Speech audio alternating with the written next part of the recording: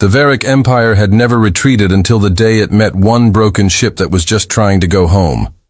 The Daler Hollow was not a destination anyone chose. It was not beautiful. It was not useful. It sat between two burned-out stellar corpses on no shipping lane, and no patrol route, and no chart that anyone with real authority in the galaxy had ever bothered to mark as important. It was a long, lightless corridor of gravitational instability, a region where space itself seemed to have grown bored and settled into the quiet business of being unpredictably hostile. Radiation pockets drifted through it like weather with no season. Gravitational currents reversed without announcement. The nearest stars were ancient and dim, the kind that gave off light the way an old man gives off warmth. Not much. Not on purpose. Not with any real hope it would reach you. The ISV caching had been sitting in the hollow for 11 days. Not by choice. The choice had been to survey the gravitational distortions along the hollow's eastern corridor. A mapping mission. Low priority. Funded by a university research coalition and a modest Earth government science grant that had taken 3 years to approve and would take another 2 years to fully report on. The cache was that kind of ship. The mission was that kind of mission. Nobody sent their finest vessel to chart anomalies in a dead zone. They sent the cache in. She was not young. She had been built 26 years ago for deep space geological analysis. Then she had been sold, then refitted for long-range survey work, then sold again, then refitted again, then acquired by the Earth Research Directorate at a price that accurately reflected how thoroughly everyone else had given up on her. Her hull carried patches in 14 locations. Her sensor array was military era. That was the one extravagant thing about her, because without strong sensors, a survey vessel was simply an expensive way to drift very slowly through darkness. Her crew quarters were small. Her coffee machine had been broken since a Tuesday. Not a recent Tuesday, a Tuesday some months back, that nobody could precisely identify because the repair had been deferred each time in favor of something that mattered more. She carried 12 people and supplies enough for 8 months. She also carried in her core section a gravitational mapping array that was simultaneously the most sophisticated and the most temperamental piece of equipment on board. On day 4 of the survey, it had developed a feedback resonance that no one in the technical literature had described, and Naviad Asari had been working to correct it ever since. Core filed his monitoring reports at 300 station time. That was when the Council relay signal reached its clearest strength, and the rest of the observation post was quiet. He had been a Council observer for 11 years, assigned to a small platform at the edge of the Daler system, specifically because nothing ever happened there. He was very skilled at writing reports about nothing. He considered this a professional virtue. His reports were thorough and accurate and completely unread by anyone with authority, which suited him. He wrote them because the Council required them, and because the act of careful observation gave him something that resembled peace. He watched. He recorded. He filed. On day 11 of the Cashin's presence in the hollow, his report read as follows: Human Survey Vessel ISV Cache and Registry Earth Research Directorate has maintained a stationary position in the Eastern Hollow Zone for 11 standard days. Vessel appears to be performing equipment maintenance following a reported array malfunction. No distress transmission has been issued. No contact has been requested. Crew complement 12. No armament recorded. Vessel classification non-military research grade. Threat assessment none. Recommend continued passive observation. He filed it. He made himself something warm to drink. He watched the cache on his long-range display. A small and dim shape, barely a signal, sitting very still in a place where nothing ever happened. He did not know yet that in approximately 6 hours everything about his job was going to become something entirely different. Inside the cache, Naviad Asari was having a conversation with a panel, not with a person, with a specific section of conduit housing located behind service plate G9 in the engine deck subfloor. He had been speaking to it for 4 hours in a low and steady voice, the way a person speaks to an animal that has wedged itself somewhere it should not be. "I hear you," he said. "I understand what you are trying to do. You want the resonance to discharge through the primary array housing. And I am telling you with complete clarity that this cannot happen, because if it does, we lose the array entirely.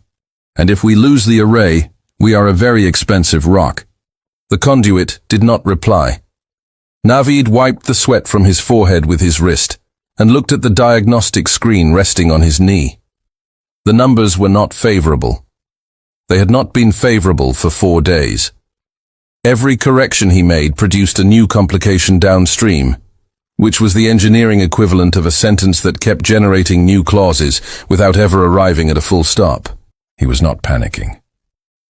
Navid Asari did not panic. He had been an engineer for 19 years on ships worse than this one, in situations stranger than this. He had a philosophy about broken machines that had never failed him. Everything that broke was trying to communicate something. You simply had to stay with it long enough to hear what it was saying.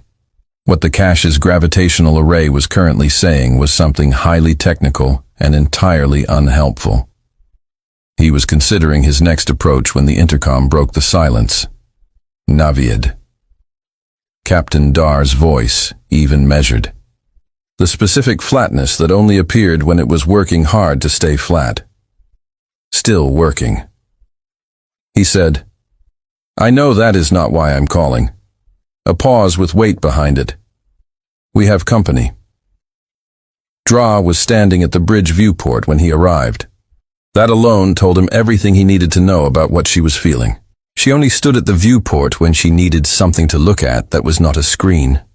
She was a tall woman, lean, short hair shot through with gray that she had stopped trimming somewhere around week 2 of the mission and had not commented on since. She had a face that had probably been striking once and was now something more than that specific, like a landscape that had been through weather. Navid looked at the main display.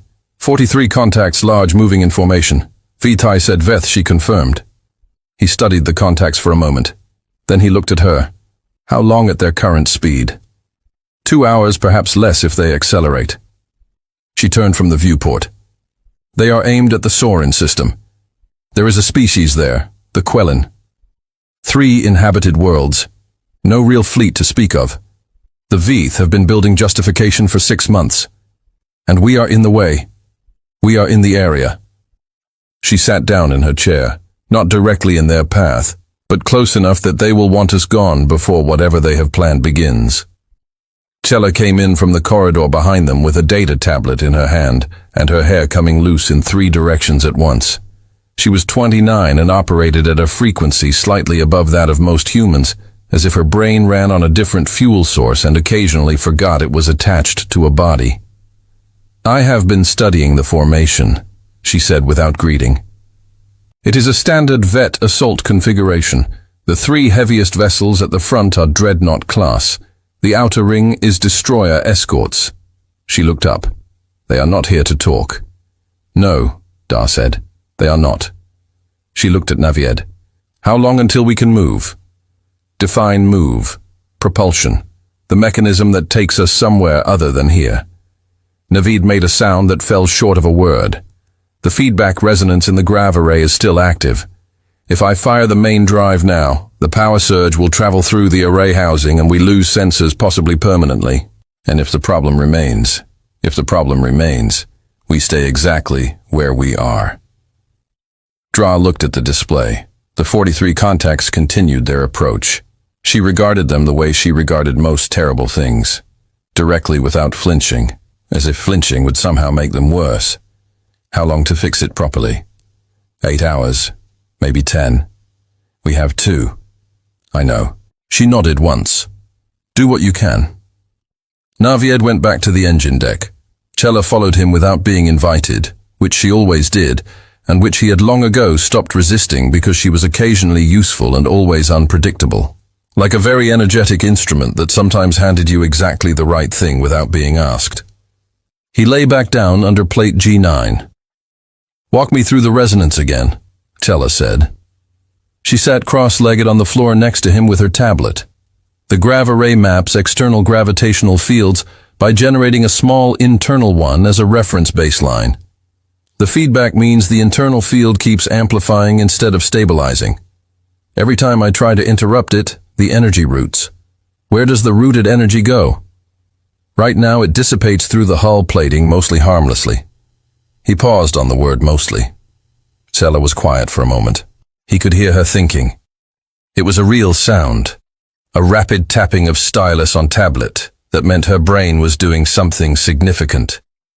What if you did not interrupt it? She said. He stopped working. What? What if you allowed the resonance to amplify, but instead of letting it root through the hull, you gave it somewhere to go?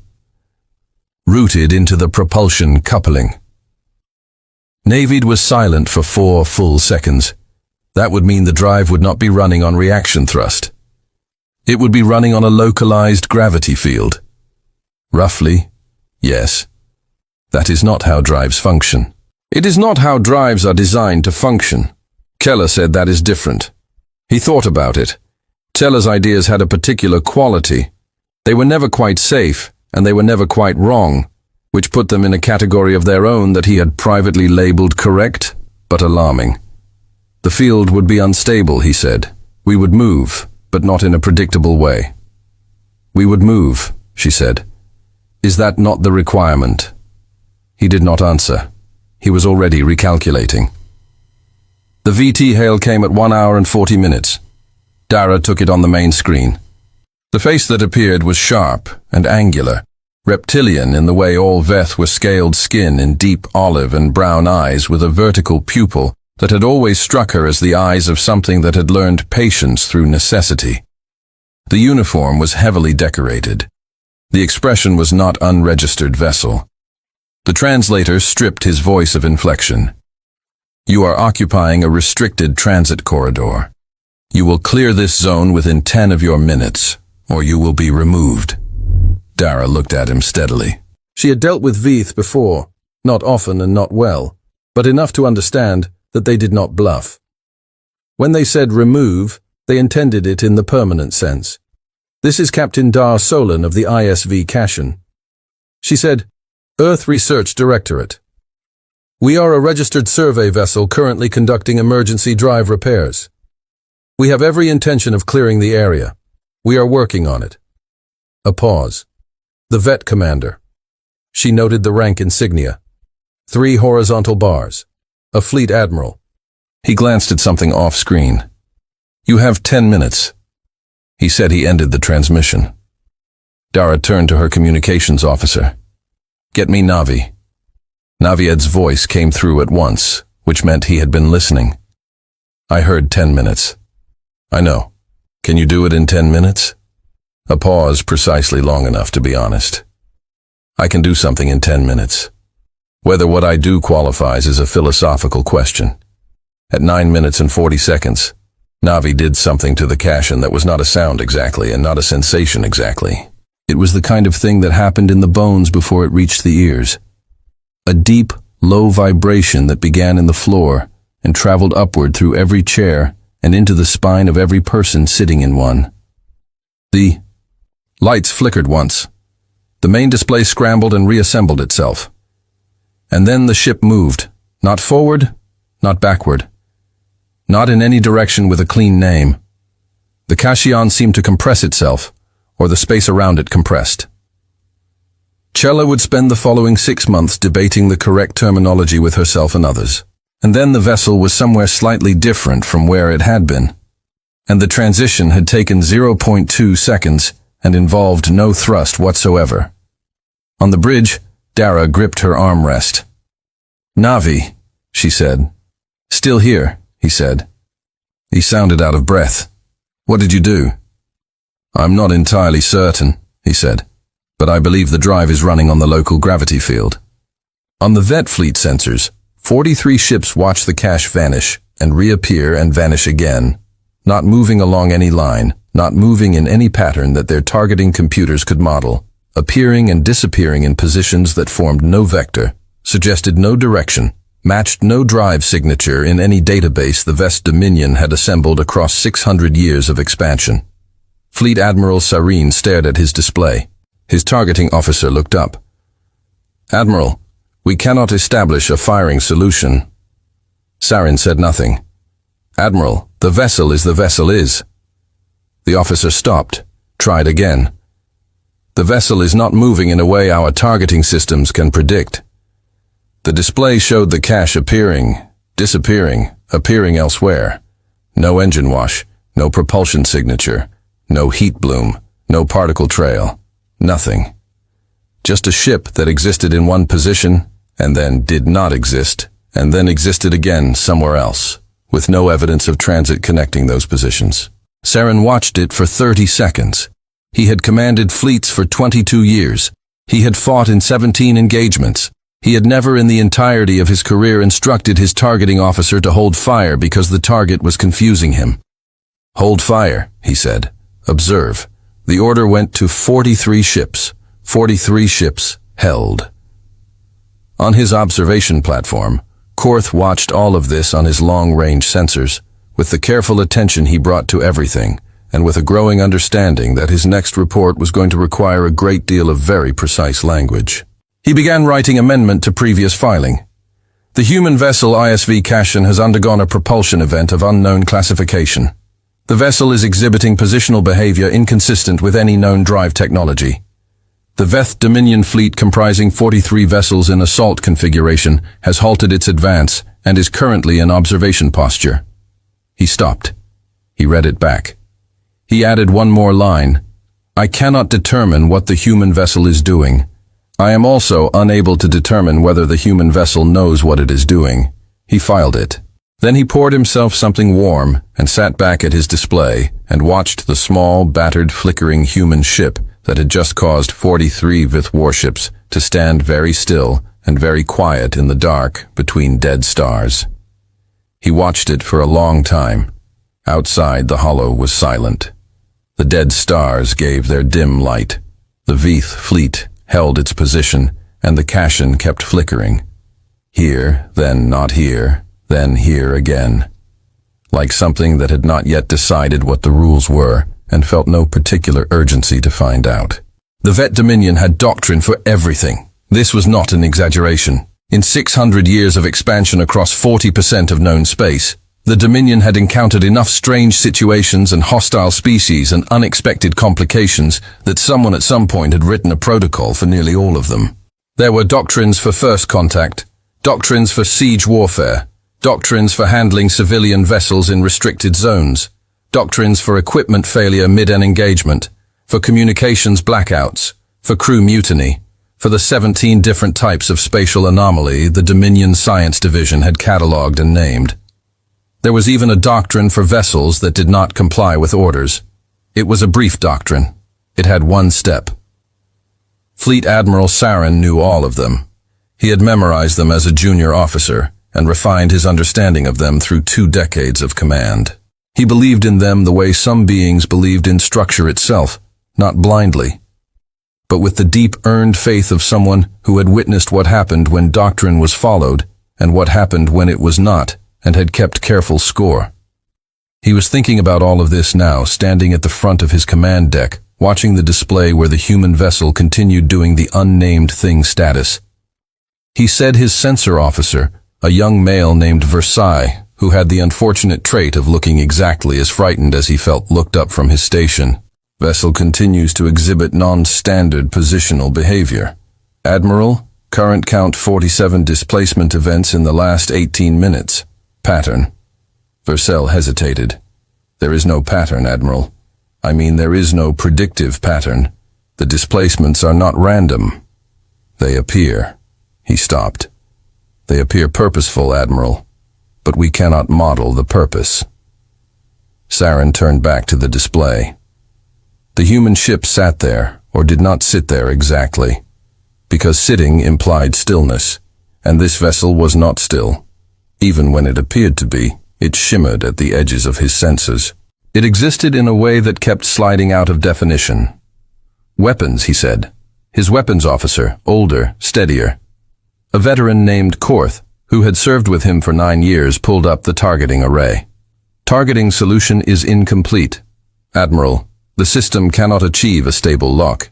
Every projection places the vessel in a position it has already vacated by the time the calculation resolves. How long to force a lock?" Koreth looked at his screen. Then at Saren. "Unknown Admiral, The targeting algorithm is iterating. It has not converged. Saren was quiet. In 22 years of command, he had never waited this long for a firing solution on a single unarmored research-grade vessel. He clasped his hands behind his back. Continue observing. In the engine room of the cache, the situation was most accurately described as controlled chaos, with the balance between those two words shifting depending on which precise second you evaluated. Navidid was back under plate G9. He had not left the engine deck in 6 hours. He had eaten half a nutrition block and drunk 2 cups of water. At some point, someone had placed a cup of actual coffee near his elbow, which meant Dar had come down personally because nobody else on the ship made coffee that bad. And somehow it was still the most comforting thing he had encountered all day. The gravitational array was humming. That was the word that kept coming to him. He kept dismissing it, because engineers did not use that word, but it was accurate. The array had found a frequency, a resonance between the feedback loop and the propulsion coupling, something Tella had suggested, and he had implemented with approximately 30% confidence and 60% desperation. The result was a vibration he felt in his back teeth. It was not supposed to do that. A great many things that were not supposed to be happening were happening. Sella, he said. She was 3 feet from him, sitting on an equipment case with her legs folded under her, her tablet connected directly to the array's secondary sensor feed. She had been in that position for 2 hours. She had the expression of someone watching the most remarkable thing they had ever seen, and working very hard not to wake it by reacting too strongly. Still here, she said. Tell me what the field is doing. It is beautiful, she said. That is not a technical description. It is bending local space, she said, switching without apology. The array generates a reference gravity field as a baseline for mapping. Normally that field is tiny and controlled and barely measurable, but the feedback loop amplified it past the containment threshold. And when you routed it into the propulsion coupling, the drive began using that field instead of reaction thrust. She paused. The ship is not moving through space. It is moving space. Navi stared at the conduit in his hands. That is not possible. We do not have the power generation for that. We do not have the power generation for a stable version of that, she said. What we have is an unstable version that keeps spiking and releasing. Every spike moves the ship. Every release drops it back into normal space. The interval between spikes is irregular because the feedback loop has no fixed period. She looked up from her tablet to any external sensor. We are appearing and disappearing at irregular intervals in positions that correspond to no known drive vector. Navid thought about this for a long moment. Can anyone outside this room lock onto us? Shella smiled. It was the smile of someone who had just finished a calculation they enjoyed enormously. No. On the bridge, Dara was learning the particular kind of patience required when you were in danger and could do nothing about the danger except wait for someone else to fix the thing that had created the danger. She was not skilled at this variety of patience. She was skilled at the kind that involved action, making calls, pulling data, making decisions. The waiting kind had always felt like wearing a coat one size too small. She sat in her chair and watched the Veth fleet on the display and showed none of it on her face. They have not moved her communications. Officer said a young woman named Fiora, 24 years old, on her first deep space posting, holding herself together well. Her voice was only slightly too careful. No, Dar said. Do you think they will fire? Dar looked at the 43 contacts spread across her display. 3 ships. The smallest of them was 3 times the cache's mass. The largest was something she preferred not to calculate. If they could, she said they would have already. Fra was quiet. Why can't they? As if answering the thought directly, the intercom clicked. Navit's voice slightly muffled, as if he were speaking from inside something. Dar, talk to me. Short version. The drive is working, but not in a way I can direct precisely. We are moving, but not predictably. Sella says, no one outside can lock onto us. Can you steer? A pause with texture in it. Define steer. Can you make us move generally away from 43 vet warships? Another pause. I can make us move in a direction. Whether it is the correct direction requires some testing. Test toward away from them, working on it. The intercom went quiet. Dara looked at the display. The fleet was still holding. She pulled up her reference files on vet military doctrine. She had read them once 2 years ago for a completely different reason. She found the section on non-compliant vessels in restricted zones. She read it twice. The doctrine was unambiguous. Vessels failing to comply with withdrawal orders were to be destroyed. No exceptions, no additional warnings. The vet fleet had not destroyed them. She sat with that fact for a moment. Then she understood it. And the understanding was a cold and careful thing that settled at the base of her spine. They had not fired because they could not get a lock. And they could not get a lock because the caisson in its broken and improvised state had become something their targeting systems had no model for. They were not safe. They were a category error. Sarin gave the order at the 90-minute mark. He did not give it lightly. He had spent 90 minutes observing, gathering data, waiting for his targeting systems to resolve, arriving at the conclusion the way a structural engineer arrives at the conclusion that a bridge is failing slowly, carefully, with a reluctance that does not change the math. The resolution was not coming. All batteries, he said. Fire at last, confirmed position, spread pattern, maximum dispersal. It was not a precise order. He knew it was not precise. He was not firing to strike the vessel. He had accepted in a quiet and deeply uncomfortable part of his mind that striking the vessel was not currently achievable. He was firing to saturate space, to fill the area around the vessel so completely with weapons fire that even an unpredictable target could not avoid all of it. It was the kind of order you gave when the doctrine had been exhausted. 43 ships fired. The space surrounding the caisson became briefly a solid geometry of energy. Plasma charges and kinetic rounds and particle beams crossing and recrossing the zone in a pattern designed to eliminate all empty volume. At the moment of firing, the cache's grab array spiked. This was not a response. This was not a countermeasure. This was navied 3 seconds before the order was given, yanking a coupling free because the feedback frequency had shifted and he needed to redirect the power draw before the array burned out its secondary housing. The ship displaced 4,300 kilon or so. The salvo struck empty space. The silence on Sarin's command deck was the loudest thing he had ever heard. Every officer was looking at their station, not at him, at their stations. Because looking at him meant acknowledging that he was looking back, and what was on his face was not something any of them wanted to have witnessed. Damage assessment. He said his voice was even. He had excellent control of his voice. No confirmed strikes. Admiral Kaur said the vessel displaced at the moment of firing. Displaced. Yes, Admiral. How far? Approximately 4,300 kilometers. And Kaur paused in no direction corresponding to any vector projected from its previous position. Serene looked at the display. The caisson had reappeared on the far side of the engagement zone, not retreating, not advancing, simply present where it had not been with no evidence of how it had arrived there. Reacquire, he said. Working Admiral. They worked for 14 minutes. At the end of 14 minutes, Sarin's targeting officer looked up with the expression of a man delivering information he would genuinely prefer not to deliver.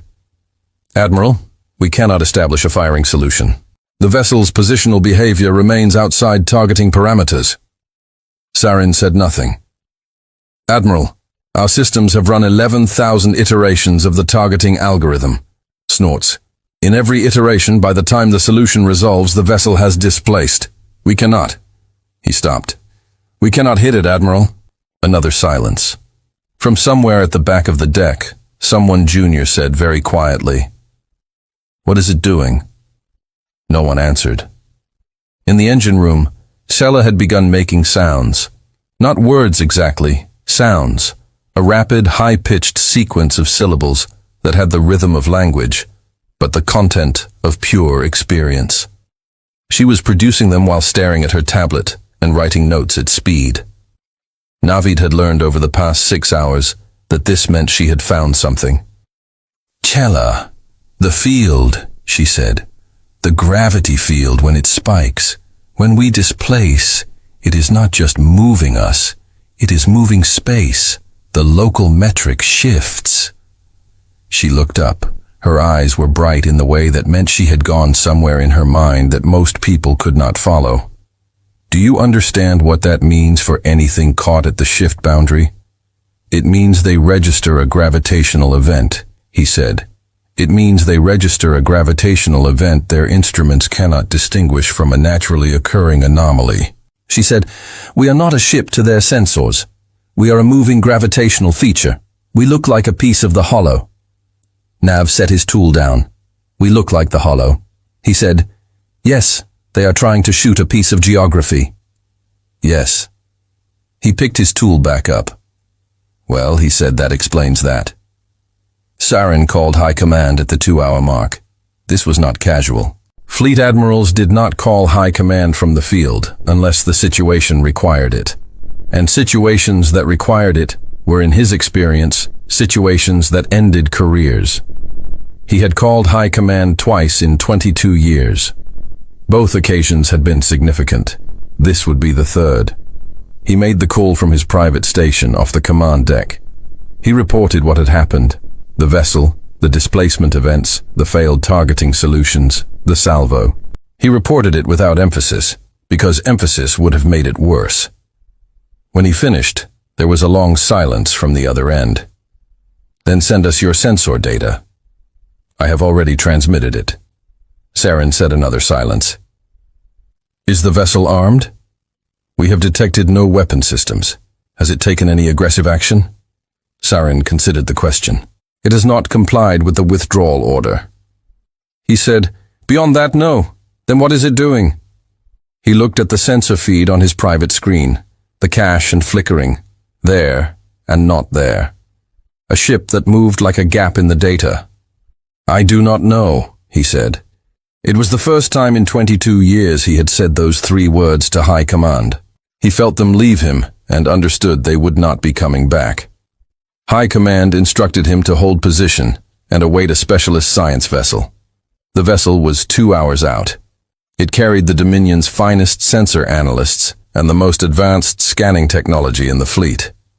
Saren acknowledged the order, ended the transmission, sat alone in his private station for a moment longer than was necessary. Then he stood, straightened his uniform, walked back to the command deck. Kororeth had been watching for 2 hours. His tea had gone cold twice. He had not noticed either time. He was writing continuously, which was unusual. He was a careful and deliberate writer, a man who chose words the way a craftsman selected tools with attention to what they were meant to do. He did not write continuously.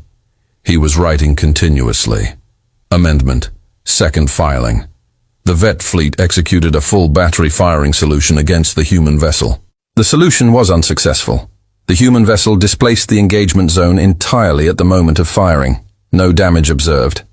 The vessel has reappeared at coordinates approximately 4,300 kilometers from its previous position. He stopped. "I want to note for the record that I have been observing this vessel for 11 days and have filed no fewer than 14 reports classifying it as non-threatening. I am not retracting those reports. I am noting that the classification of non-threatening may require subdivision." He stopped again. "The Vet fleet is holding position. They are not pursuing. They are not firing. They are watching." He looked at the display. The Cashion was still there, still flickering, still being whatever it was. In 11 years of observation, I have watched 3 Vet engagements. In each case, the Veth fired until the target was destroyed, and then the VTH departed. In no case did the Veth watch. They are watching. I find this more alarming than anything else I have observed today. He filed the report, looked at his cold tea, did not drink it. On the display, the cache shimmered and displaced and reappeared. And the 43 warships of the Veeth Dominion did nothing at all, which was somehow the most frightening thing in the dark. The science vessel was called the Dominion Clarity, and it was the finest thing the Vedath Dominion had ever built that was not designed to destroy something. It had taken 30 years to construct, Its sensor arrays could detect a single hydrogen atom at a distance of 10,000 kilometers. Its database banks held the complete scientific output of the Dominion across 6 centuries. Every measurement, every classification, every carefully documented phenomenon the vet had encountered as they moved across 40% of known space, and named things, and recorded them and filed them in the correct order. It arrived at the edge of the Daler Hollow at hour 3. Sliding into position behind Saren's fleet with the quiet confidence of something that knew it was the most sophisticated instrument in any room it entered. Its senior analyst was a female named Breath. She had spent 40 years studying anomalous spatial phenomena. She had written the Dominion's definitive work on non-standard drive signatures. She had personally catalogued 11 previously unclassified forms of gravitational distortion. She looked at the Cashion on her display for approximately 4 minutes. Then she said, "Run the full spectrum scan all bands. I want continuous data." Her team ran it. Breath watched the results arrive. She watched the caching displace. She watched it reappear. She watched the gravitational readings spike and release in their irregular pattern. She watched her instruments attempt to build a model of what they were detecting. Fail, then tried differently, fail again. She was quiet for a long time. Then she spoke carefully. The way a person speaks when they are committing to a position and understand they will be held to it. This vessel is generating a localized gravity fold, a controlled, directed, repeating gravity fold. The displacement events are the result of metric manipulation. The vessel is bending local space and using the distortion as propulsion. Her junior analyst, a young male named Pratt, who had served with her for 3 years and had learned to read the precise quality of her silences, said, "Is that possible? It is happening?" Breath said, "That makes it possible. We have never seen this before. We have never seen it before." She agreed. Which means either we have not been looking in the correct places, or she paused, or the humans developed it without us noticing. Pratt looked at the display at the small battered ship doing the impossible thing. "They have been spacefaring for 200 years. He said, "We have been spacefaring for 600. "Yes," Veith said, "they could not have." And yet she began composing her report to Saren. Her hands, Pratt noticed, were not entirely steady. Inside the cache, the situation was this. Navid was still under plate G9. He had been under it with brief intervals above it for going on 8 hours. His back hurt. His knees hurt. The specific joint in his right shoulder that had given him difficulty since a bad fall on a previous vessel had decided this was the moment to formally register its objection. He was ignoring all of it. The coupling he was currently holding had 3 possible configurations. Configuration 1 would restore standard drive function and shut down the gravity fold entirely, which would solve the engineering problem and leave them stationary in front of 43 warships.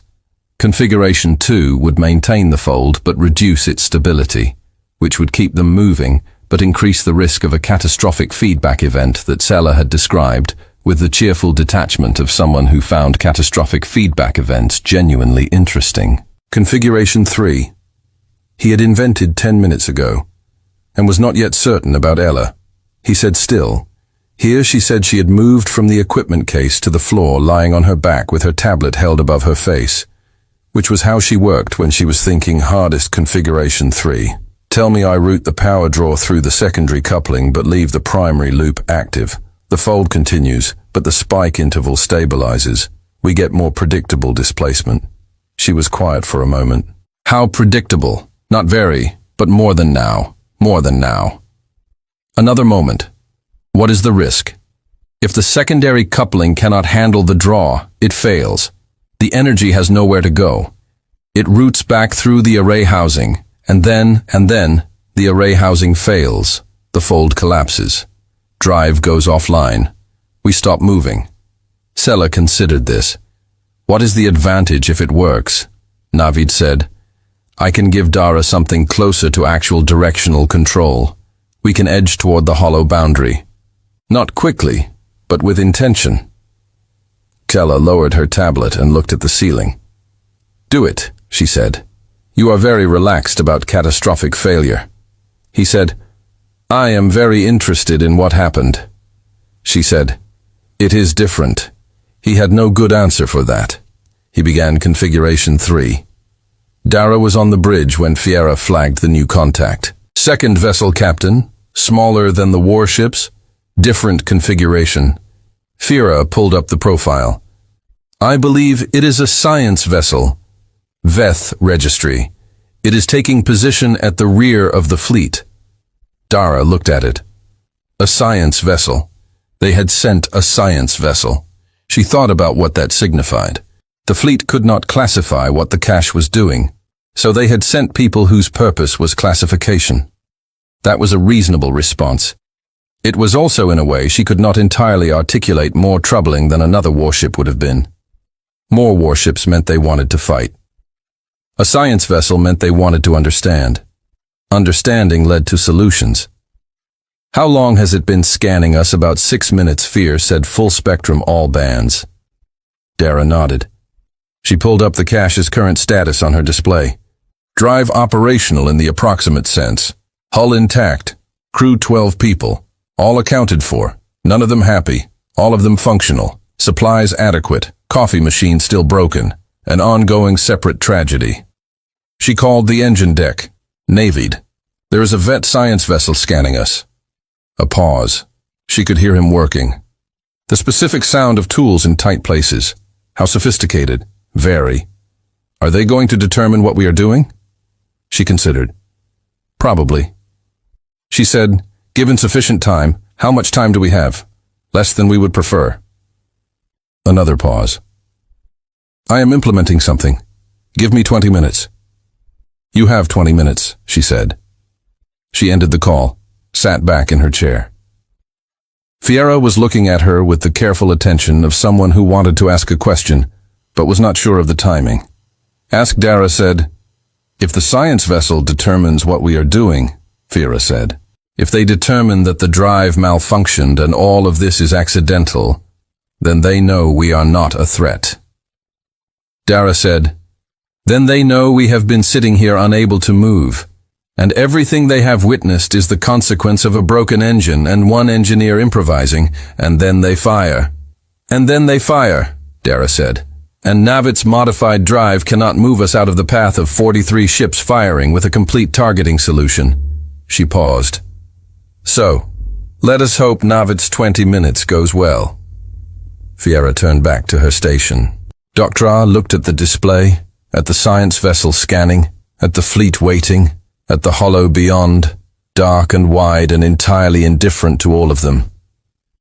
She thought about the last time she had been genuinely frightened. She stopped thinking about it. The 20 minutes became 19 when Navi tried configuration 3 and the secondary coupling under the load he had projected, but somehow not quite believed, and made a sound like a very large and very unhappy animal, and then did something he had not anticipated. It held, but in holding it changed the draw pattern in a way that fed back into the primary loop at a different frequency. And the primary loop already running at something, it had never been designed to run at amplified that frequency. And the amplified frequency hit the propulsion coupling with approximately 3 times the energy Navi had intended. The cache and lurched. This was not a displacement. The previous movements had been relatively contained, short and sharp, and positionally precise. This was a lurch, a physical event that people registered in their bodies and their chairs and their inner ears. The ship moved forward 40,000 kilometers in 0.3 seconds without acceleration, without inertia. One moment, the Kashan occupied a position relative to the Vet fleet that could be described as close. The next moment, it occupied a position that could be described as somewhere else entirely, having crossed 40,000 kilometers in a third of a second, and every person on board had experienced it as a single instant of wrongness, a gap in the sensation of existing, and then it was over. On the bridge, Dara was gripping both armrests. Navid, she said. Her voice was very even here. He said he sounded like a man who had done something unexpected and was still determining whether it was beneficial or catastrophic. What was that? Configuration 3 had a secondary effect I did not model. Yes, she said. I noticed we moved 40,000 kilometers, Fra said, reading her display in 3 seconds of silence in the engine deck. Then, huh? Navidid said. Hadara agreed on the Dominion clarity. The effect of the cache's 40,000 kilometer displacement was immediate and absolute. The gravity fold when it spiked at 3 times. Its previous amplitude sent a shockwave through local space. Not a weapon, not a targeted event, a byproduct.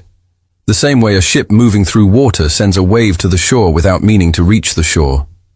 The shockwave struck the Dominion clarity sensor arrays at full strength. Because the sensor arrays were by design maximally sensitive to exactly this kind of spatial disturbance. Maximally sensitive instruments receiving input 3 times larger than their calibrated maximum do not process the excess gracefully. Every sensor array on the Dominion clarity overloaded simultaneously. The power surge traveled through the array housing into the primary data systems. The primary data systems, which were the finest the Dominion had ever built, failed in sequence. Not catastrophically, not with fire, but cleanly and completely. The way a very precise instrument fails when asked to do something it was never constructed to do. The Dominion clarity went dark, not destroyed, not burning. Dark, silent, drifting, every instrument offline. 40 years of the Dominion's finest sensor technology sitting cold and useless in a vessel that was otherwise completely intact and completely blind. Breath sat in the sudden quiet of her command center and looked at the blank screens where her data had been. She did not speak for a very long time. Serene watched the Dominion clarity go dark on his display. He watched it the way a person watches something they have no category for, with complete external stillness and something happening behind his eyes that his expression was not reporting. Status of the Dominion clarity. He said his communications officer was already working on it. No response to Hale's Admiral. Power signature indicates full instrument failure. Hull is intact. Life support is active. A pause. They are alive, Admiral, but they are blind. What caused it? The human vessel's displacement event, the gravity spike. The shock wave from the metric shift overloaded their sensor arrays. His communications officer paused again in the way people paused when they were about to say something they were uncertain should be said. The communications officer held his gaze for a moment, then found something essential to examine on his display. It was not as far as we can determine a targeted strike. Sarin turned back to the main display. The Cachion sat 40,000 kilometers from where it had been. 40,000 kilometers in a third of a second with no drive signature his instruments could identify.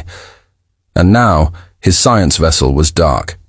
And the most sophisticated sensor platform the Dominion had deployed was sitting blind in the middle of the hollow. And the human ship was simply there in its new position, doing the flickering thing being whatever it was. He opened a channel to the cache, waited. It took 4 seconds for a response. The face that appeared was the same one as before. The human female, the captain, the one who had told him she would love to clear the area and that her drive was broken. She looked, if anything, slightly more tired than before. There was something in her expression that he spent a moment attempting to classify, and then stopped. "Admiral," she said, not a question. "What Sarin said? Did you just do to my science vessel?" She looked at him for a moment. He watched her face move through something, a calculation or a decision or both. "I'm not authorized," he said. She said, "to discuss this vessel's capabilities." The words were even, calm. They carried no threat, no edge, no weight of any kind. They were simply a door closing. Sarin stared at her. She looked back at him, waiting. He ended the transmission. He stood at his station for a long time after. His crew did not speak. They had learned over 9 years what his silences meant. This one meant something none of them had language for yet. Kor, his weapons officer, the veteran, the steady one, came to stand beside him. Not to report, just to stand. Sarin did not look at him. Admiral Korth said very quietly. "Not now," Sarin said. Kor returned to his station. Sarin looked at the display, at the Cachion, at the blind science vessel drifting nearby, at his fleet, 43 ships, the finest military force the Dominion had deployed in the outer reach, sitting still while one small human vessel with no weapons on record moved in ways that rendered his targeting systems useless and his science vessel dark. He thought about doctrine. He thought about the part of doctrine that said, "Destroy what you cannot classify." He thought about the part of doctrine that did not say, because no one had ever needed to write it, what to do when destroying what you cannot classify is not possible. He thought about the call to high command, about the words, "I do not know." He thought about breath on the Dominion clarity sitting in the dark. He clasped his hands behind his back and watched the display and let himself, for the first time in 22 years of command, remain with something he did not understand without reaching immediately for the answer. Corps' third report was the longest he had ever filed. He had been writing it in real time as events developed, adding sections and amendments as each new thing happened, until it had become less a report and more a document, a record of something he was watching and could not stop watching. He filed it. Then he sat back and looked at the caption on his display. He had a habit when observing things he did not understand of describing them to himself in the simplest possible language.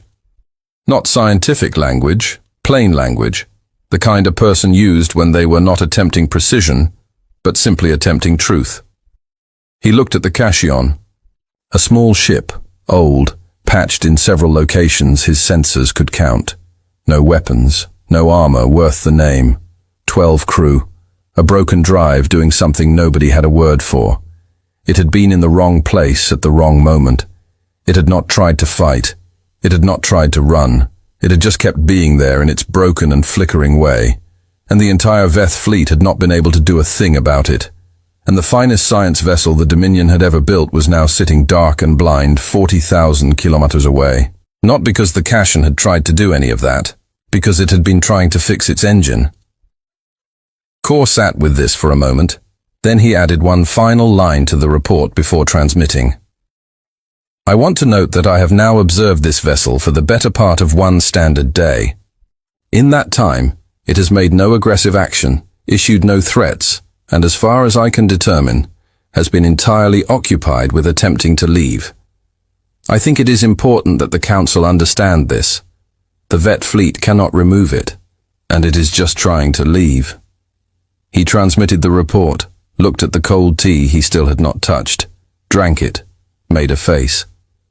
Outside the hollow sat quiet and dark, and the caption flickered in it like a candle that had no idea. It was the only light anyone was looking at. The order took 4 hours to come. Saren did not give it quickly. He was not a man who made decisions from the place where fear lived, and he needed time to be certain that was not where this one was coming from. So he waited. He gathered what data he could from the Dominion clarity, which was not much because the Dominion clarity was still dark, and its crew was working to restore basic systems with whatever remained operational, which was less than they needed. He reviewed every displacement event the fleet cameras had captured. He ran his own calculations separate from his officers on a private terminal. He did not reach a conclusion. That was the problem. Every time he followed the data toward a conclusion, the data stopped making sense before he arrived. The human vessel was doing something. He knew it was doing something. He had watched it do it for the better part of a day. He could not name what it was, which meant he could not counter it, which meant everything the Dominion's military doctrine assumed about the relationship between understanding and defeating an enemy had at some point in the last several hours quietly stopped applying. He thought about the last time the Veth Dominion had withdrawn from an engagement. He had to reach back through history to find it. Not recent history, old history, the kind that lived in archives and was taught to young officers as a lesson about the price of miscalculation. The Battle of Saren's Passage 400 years ago, a navigational disaster rather than a military defeat.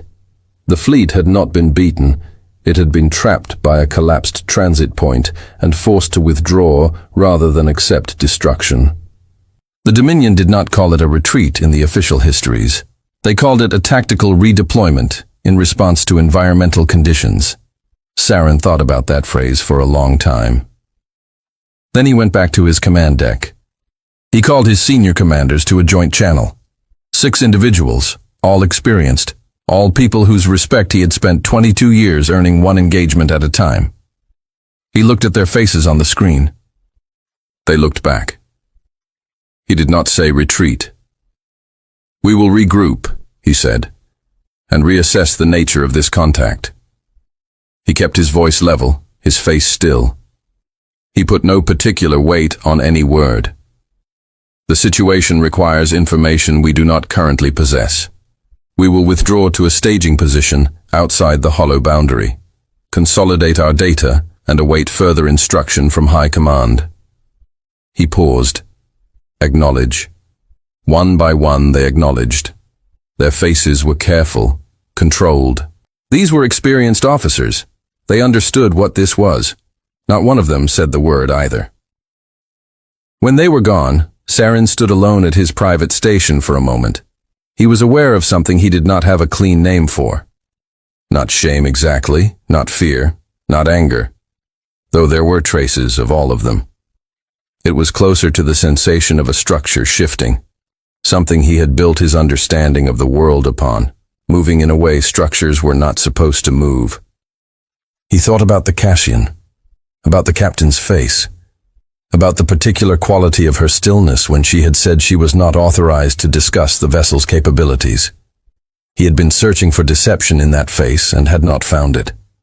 He had been looking for the specific confidence that came from knowing you had force behind you, and had not found that either. What he had found, and spent several hours attempting to classify, was something that looked almost like inconvenience. As if this entire situation was for her an interruption of something else she had intended to do. He could not make that make sense. He stopped trying. He went back to the command deck and gave the order to the fleet. 43 ships turned. It was not a dramatic thing from the inside. Large vessels did not spin on their axes. They moved with the heavy deliberateness of enormous objects, slow at first, then finding their momentum, the turn taking several minutes to complete, the formation reshaping as it did. Saren watched the process on his display the way he watched all things directly without looking away from what it was. 43 ships turning away from one unarmed research vessel. He watched until it was done. Then he looked at the display one final time at the Cassian, still there, still flickering, still being whatever it was. And then he turned away from it. He did not look again. Sella saw it first. She was still in the engine room, still on the floor, her tablet now connected to the long-range sensor feed because Navid had found a way to pipe the bridge display down to the subfloor. And she had not returned to the bridge in 6 hours and showed no indication of going. She was watching the fleet signatures because watching the fleet signatures was under the circumstances a reasonable thing to do. She watched them shift. She watched the formation change. She watched the vectors alter from static holding to motion. Moving away, she sat up. Navaj said he was elbow deep in the secondary coupling housing, still working. The fleet signatures were steady and clear. 43 contacts, all moving, all on vectors that led away from the hollow, away from the Cassian, away from the Sorin system. They had come to demonstrate force against moving with the unhurried heavy purpose of large ships that had decided somewhere else was where they needed to be. "They are really leaving," Sella said. "Yes," Navid said. A silence between them, not uncomfortable. The kind that arrives after a long and exhausting thing has stopped being quite so immediate. Then Chella said, "Do you think they know what? That it was an accident?" She looked at him. The drive, the fold, all of it. "Do you think they know it was not intentional?" "No," Navi said. He looked at the display again. "No, I do not think they know that." Chella was quiet for a moment. Then she said with the careful precision of someone arriving at a conclusion they find genuinely remarkable, "We accidentally frightened the VTH Dominion." "Yes," Navi had said, "with a broken engine. And your idea about the coupling and your implementation, which did not go as planned, which went better than planned." Salisa said, Navied considered this in terms of outcome he allowed. "Yes." He set the tablet down and went back to the coupling housing. "Tell Dara," he said. Dra looked at her display for a long time after FRA told her. She was aware of something happening in her chest that she was not going to examine closely. It was not relief exactly. Relief came after the danger was clearly over. And the danger was not clearly over. And she was not a person who felt things before it was time to feel them. It was something smaller and quieter. The sensation of a breath taken before anyone noticed it was needed. She watched the fleet signatures. Watched them moving. Watched them becoming smaller on her display as the distance grew. Navi said into the intercom. I heard his voice was calm. I am finishing the work on the coupling. Give me another hour. I can give you 40% thrust on a standard drive. Stable, predictable, a pause. We will not be a phantom anymore. We will just be a ship. Will 40% get us out of the hollow? Yes, slowly. Slowly is excellent, she said. She sat back. How is the drive housing? Tired, he said. Like everything else. 1 more hour, she said. 1 more hour, he agreed. She ended the call, looked at her display. The fleet was still moving, still pulling back, still making the distance between them and the cache into something that felt survivable. Fra was looking at her. Fiera had been trying not to look at her for several minutes and had been unsuccessful. They are really leaving, Fra said. They are really leaving, Dara said. Because of us. Dara looked at the 43 signatures getting smaller. She thought about the Quelin, the species on 3 worlds in the system beyond the Hollow, who had been watching a VTH assault fleet build its approach for 6 months, and had no fleet of their own, and no leverage, and no options except to wait for what was coming. The fleet was not going to the Quelin system today, perhaps not tomorrow either. Word would travel. Things like this always traveled. A vet fleet withdrawing from a single vessel, unarmored, research grade, human. That was the kind of thing repeated on every trading route in the outer reach before the week was out. She thought about what that meant, not for the cash-in, for everything after the cash-in. She thought about Chella's coupling idea, and Navit's implementation, and the secondary effect that nobody had modeled, and the 40,000-kilometer lurch that had blinded the science vessel. She thought about 12 people on a patched ship with a broken coffee machine who had spent a very long day not dying through competence and improvisation and the specific human capacity for making something broken do something new. She did not let any of this show on her face. Make sure Navi gets something to eat, she said to Fiera, and see if you can do anything about the coffee machine. The news moved faster than the cash-in. There were 214 monitoring stations within relay distance of the Dela Hollow. They had all been watching. They had all been transmitting. The Galactic Council's communication network was among its many functions one of the most efficient means of distributing information in the known galaxy. Because the Council was composed of small and medium-sized species who had survived in a galaxy full of larger and more powerful ones, primarily by learning things quickly and sharing them widely. By the time the cache's drive was running on 40% stable thrust, and Naviad had emerged from the engine room floor for the first time in 9 hours, and Dra had finally gotten something approximately resembling coffee from the machine that FRA had approximately repaired. The news was already 5 relay stations out. By the time the caching cleared the hollow boundary and set a course for human space, it was everywhere. Not accurate news. The news was not accurate. The news was never accurate when it traveled this fast, because accuracy required time and verification. And neither of those was the point when the point was the shape of the thing. The outline, the essential fact too large to need the details to remain true. The essential fact was this. The Vet Dominion had withdrawn from one ship, a human ship. The details the news provided varied considerably by source. Some said the human vessel carried a weapon that folded space. Some said it had survived direct fire from the full fleet without damage. Some said it had destroyed the Dominion science vessel. Some said the captain had issued an ultimatum that was never made public. Some said the ship had simply appeared where it was, and the fleet had turned around immediately upon seeing it without exchanging fire at all. None of these were accurate. All of them were in the important sense true. The Quellan received the news before the day was out. There was a word in their language that translated roughly as the particular joy of the reprieve. Not simply relief, but the specific quality of joy that only existed because something terrible had nearly arrived and then had not. A word for the feeling of the door that opened instead of closing. They used it to name the day. They used a human word for the ship. They had no other name for it. The monitoring data showed its registry, ISV caching. They kept the name. They wrote it down. They taught it to their children in the way that small species who had survived long enough to have history taught the things that mattered. Saren, withdrawing at the front of his fleet, received the first news transmissions 2 hours into the withdrawal. He read them in his private station. He read descriptions of the human vessel, the weapon that bent space, the armor that absorbed fire, the captain's ultimatum. He sat with them for a long time. He did not correct them. He did not issue a statement.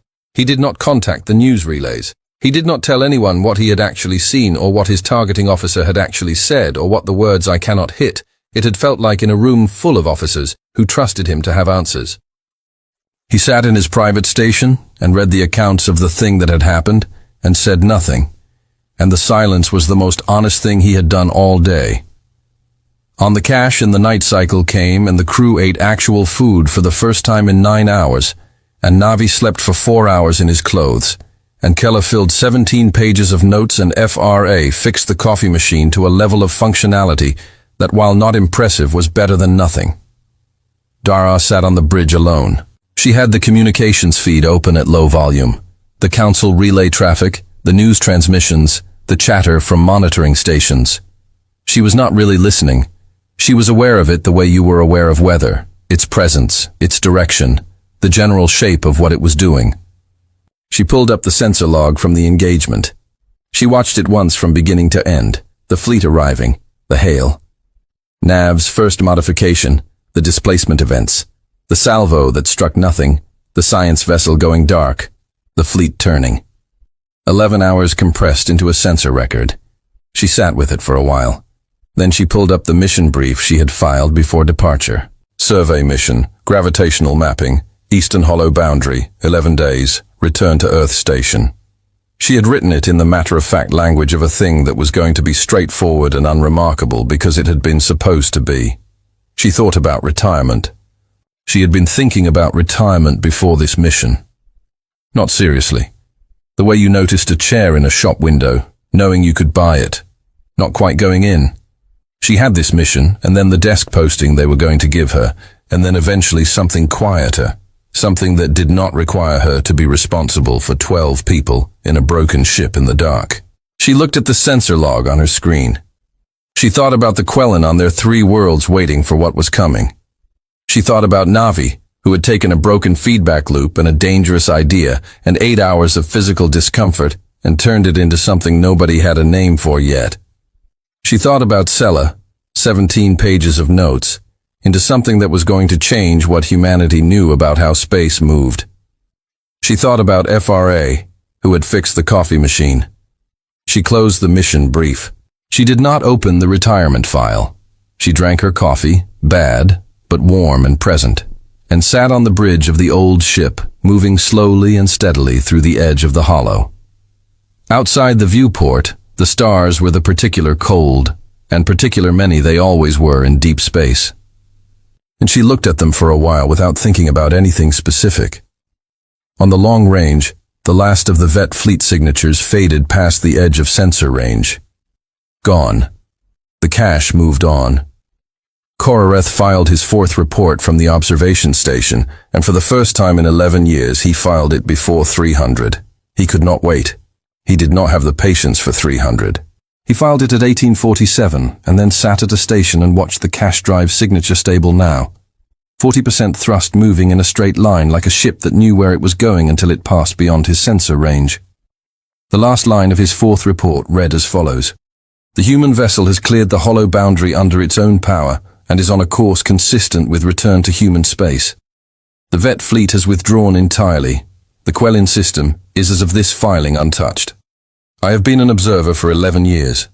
I have watched a great many things. I want to note for the record, and for whoever reads these reports, that I do not believe I have understood what I watched today. I have described it. I have measured it. I have filed it in the correct format with the correct timestamp, but I do not believe I understand it. I will file a full analysis when I do. He transmitted it. He sat back in his chair. He thought about the cache and about what it was. Old, small, patched 12 people. One broken coffee machine now apparently repaired. One drive that had malfunctioned into something the galaxy did not yet have a word for. He thought about the vet fleet. 43 ships. 600 years of expansion. The finest military force the outer reach had ever seen gone. He thought about the captain's face on the transmission he had watched from Sarin's feed, the public record available to all monitoring stations. When she had told the admiral she was not authorized to discuss the vessel's capabilities, he thought about what lived behind that face. He did not know. He was fairly certain nobody knew. He thought that was probably for reasons he could not yet fully articulate the most important thing that had happened today. The Earth Research Directorate did not know what to do with the cash-in. This was not unusual.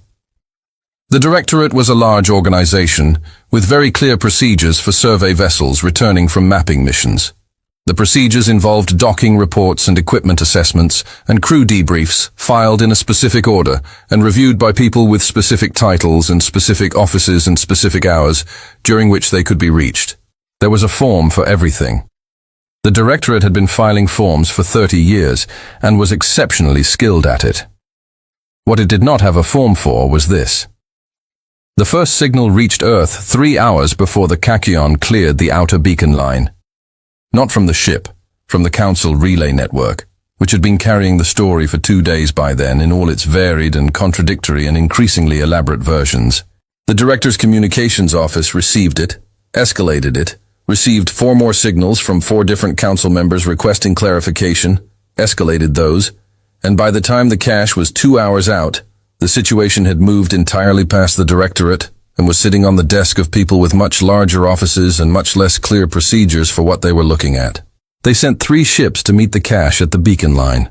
Military vessels, not large, not the heavy kind, nothing that would read as a provocation to anything watching, but clearly not survey vessels either.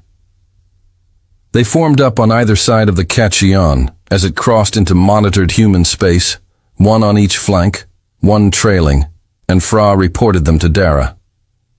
And Dara looked at the formation and said, "Escort," and that was the end of the conversation. They were not an honor guard. They were people trying to determine what they had. The cache docked at Kepler Station on a Tuesday. The docking itself was unremarkable. The cache had docked at Kepler Station before. It was the standard resupply point for Earth Research Directorate vessels operating in the outer reach. The docking crew knew the ship and handled the approach without difficulty. The vessel settled into berth with the particular sound of a ship that was very tired and had decided not to make a scene about it. What was remarkable was everything outside the docking bay. Dara walked out of the airlock into a corridor that had approximately 4 times as many people as it normally held.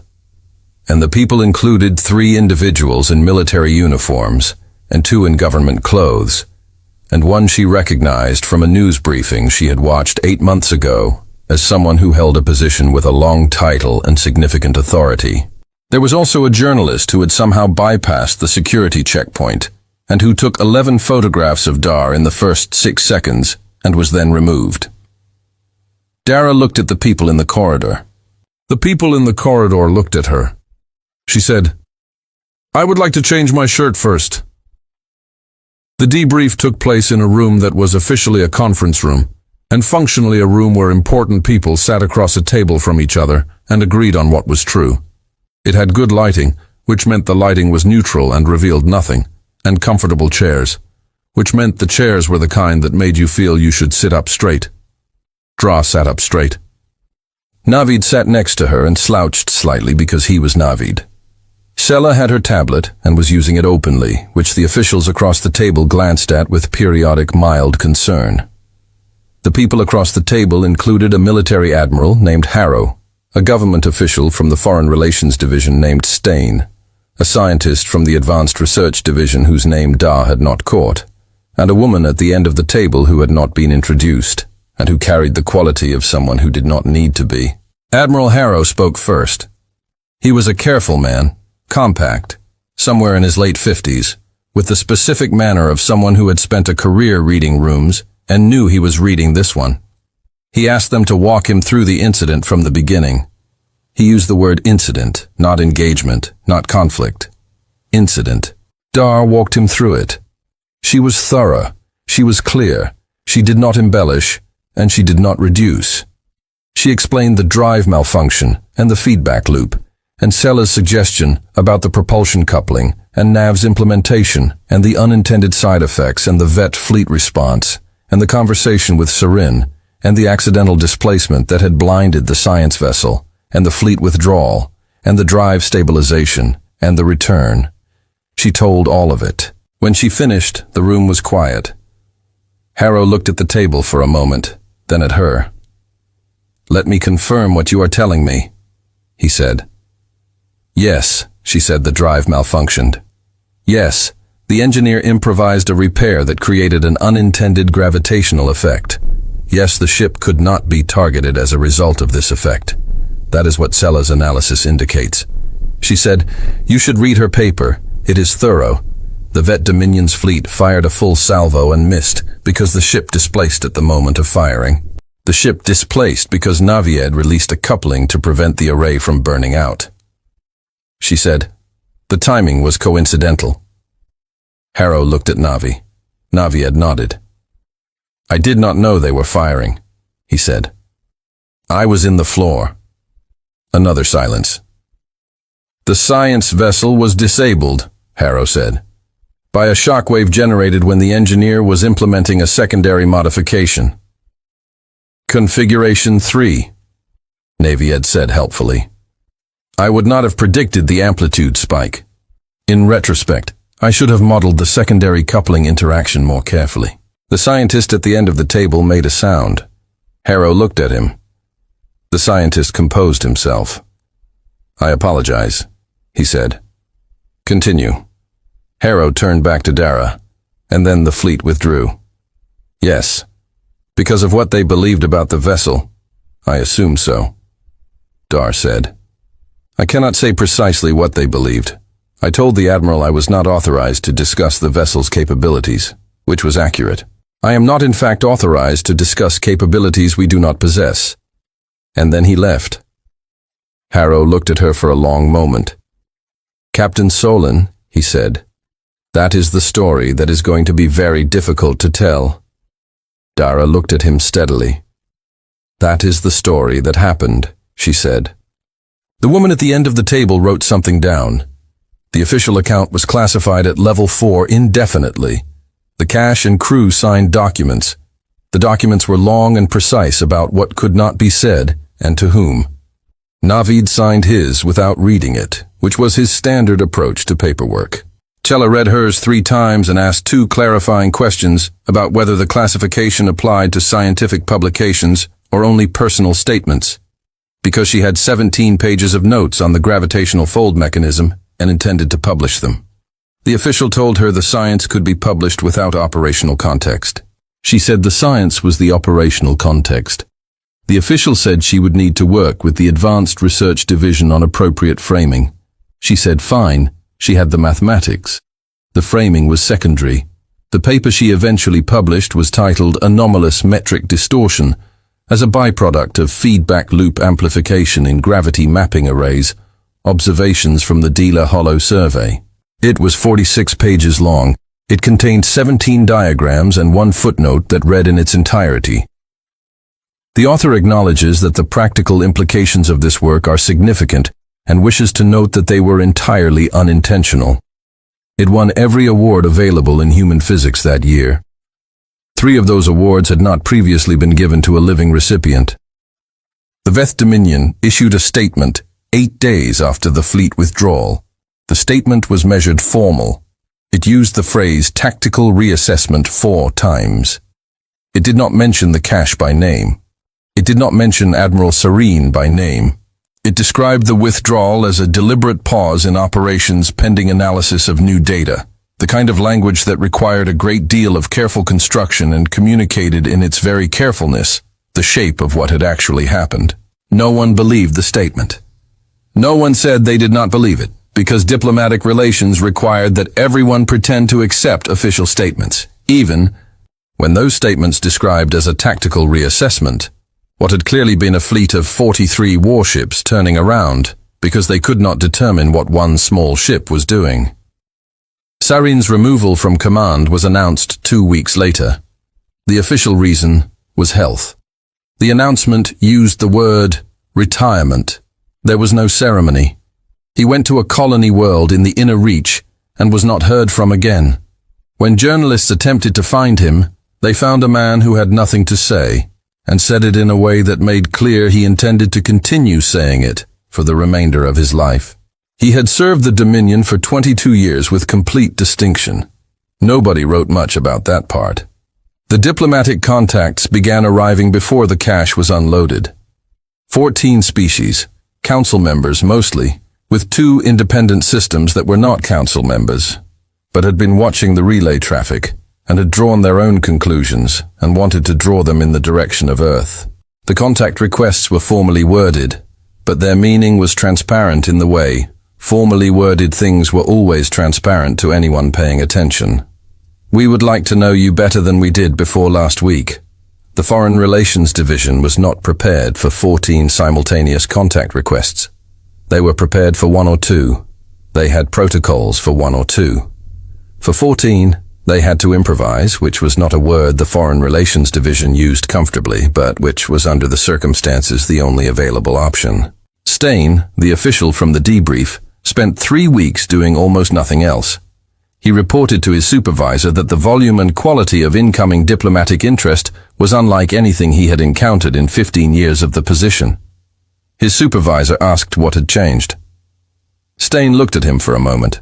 The Veth withdrew, he said, from a survey ship. Everything that thought it understood where humanity ranked has to recalculate. His supervisor considered this. We should be careful, he said. We do not want them to believe we are more than we are. Stain thought about a woman in a conference room telling an admiral that the story that happened was the story that happened. He thought about an engineer in a ship's floor improvising in the dark. He thought about a researcher with 17 pages of notes and the absolute steadiness of someone who had just watched a miracle and was already working out the mathematics. I am not certain, he said carefully, that we know yet what we are. He went back to the contact requests. The Quellan ambassador reached Earth 6 weeks after the incident. She was the first Quellan to visit. Her species had not had contact with humanity before the survey mission. They lived far out on the edge of contested space, and the practical opportunities had not previously presented themselves. She arrived at the Earth Diplomatic Reception Facility on a morning in early spring. The receiving official shook her hand. She held the handshake slightly longer than protocol required. We named the day, she said. Her translator gave her voice a soft, resonant quality. The day the fleet turned. We named it, I heard the official said. We also named the ship. She looked at him. Her eyes were large and amber, the eyes of something that had spent a long evolutionary history watching the horizon for things that might be arriving. In our language, it means something like the one that did not know it was dangerous. The official smiled. That may be the most accurate description I have heard. Is the captain here? The Quellan ambassador asked. She is not on Earth, the official said. She left 3 days ago. The ambassador tilted her head. For where? Another survey mission, the official said. Different sector mapping work. The ambassador was quiet for a moment. She went back. She said after all of that, the Kepler drift anomalies were not going to map themselves, the official said. And her engineer had fixed the drive properly this time, so she did not see a reason to wait. The ambassador looked at him for a long moment. Then she said something in her own language before the translator caught up. 4 words soft that the translator rendered as, yes, that makes sense. Core filed his final report on the incident 63 days after the cache left the holo. It was the longest report he had ever written. It was also the last report he wrote from the observation platform at the edge of the Deller system, because 3 weeks after the incident, the Council had decided the station required a senior observer, and Core, after 11 years of careful and thorough and completely unread work, was being transferred to a more prominent posting. He was not certain how he felt about this. He filed the report anyway. He was careful with it. He took his time. He included everything. The sensor data, the timeline, the vet fleet movements, the displacement events, the firing solutions that failed, the science vessel going dark, the withdrawal, the news traffic, the diplomatic contacts, the Quellan ambassador's statement. He included everything except the last section, which he wrote separately after all the rest was done, which was not really analysis and not really observation, and which he filed because he had decided he owed it to the record to say what he actually thought, even if what he thought was not the kind of thing observers were supposed to put in reports. It read as follows. I have studied humanity for 11 years. In that time, I have filed 2,347 reports. I have catalogued their vessel traffic, their survey patterns, their diplomatic contacts, their rate of expansion and resource consumption as they moved gradually through the outer reach. I have described them in my reports as a minor species, spacefaring for 2 centuries, no significant military presence, no territorial holdings, no particular leverage in council politics. I have described them as non-threatening. I am revising that assessment not because of what their ship did in the Deller Hollow. I have considered the incident carefully, and I believe I understand what happened. A malfunctioning drive, an improvised repair, a series of unintended consequences that a vet fleet could not classify and therefore could not address. It was not a demonstration of military capability. It was not a test. It was not a strategy. That is in fact the reason I am revising my assessment. A species with a plan is legible. You can read a plan. You can build a response to a plan. You can anticipate what they will do next if you understand what they are attempting. What I watched in the Deller Hollow was not a plan. It was 12 people in a broken ship doing whatever was necessary for as long as was necessary with whatever they had. The engineer did not know what he was building. The captain did not know what she was protecting. Scientists did not know what she was discovering. They were trying to go home, and they could not be stopped. I want to be precise about this because I believe precision matters here. The Vet Dominion has fought 17 major engagements in the last century. In every engagement, they prevailed because they had greater force or superior positioning or better numbers. Force and positioning and numbers are things you can plan for. They are things you can counter. You cannot counter 12 people who do not stop. You cannot target improvisation. You cannot build a firing solution against a species whose primary response to being in danger is to fix things. I am recommending Level 1 monitoring of all human vessels effective immediately. I'm also recommending that the Council review its classification of humanity as a minor species. I do not believe that classification is accurate. I do not believe it has been accurate for some time. I believe we have been observing the wrong things. I want to note for the record that I asked Captain Solon through an intermediary after the incident whether the encounter had frightened her. She said, "We were more worried about the coffee machine. It has been broken since Tuesday." I have been thinking about that answer for 63 days. I am still thinking about it. I do not know precisely what it means. I know it means something. I know that a species whose captain, after 11 hours of surviving something that caused a Veth fleet to withdraw, is primarily focused on the state of the coffee machine, is a species that is not finished, surprising anyone. I know that much. End of report. The cache reached the Kepler drift on a Thursday. The drive was running clean. Navid had spent 2 weeks at Kepler Station with 3 other engineers and a diagnostic suite newer than anything on board. The result was a propulsion system that functioned the way it was supposed to function, which was stable and predictable and not at all like what it had done in the Hollow. He had also quietly documented his notes on the grav array modification and sent them to Cella, who had incorporated them into a supplemental appendix to her paper. The Kepler drift was a wide band of young stellar material, gas clouds and protostars, and gravitational eddies that made survey work slow and the results scientifically significant. Nobody had properly mapped it. It was exactly the kind of place the Kachian had been built for. Dara stood at the viewport on the first morning and looked at it. It was not scenic, the way planets were scenic. It was large and dark, and full of things that would take months to measure and longer to understand. And the light that moved through it was the scattered indirect light of a region still determining what it was going to be. She thought it was beautiful. "Drive is ready," Navid said from behind her. He had coffee. The machine had been working since Fra fixed it, and Dar had decided she was giving Fra accommodation when they got back because some things mattered. "Good." She said Sella has already begun a preliminary scan from Doc and has 17 hypotheses she wants to test. "Of course she does. Fra wants to know if we are running a standard survey grid or something custom."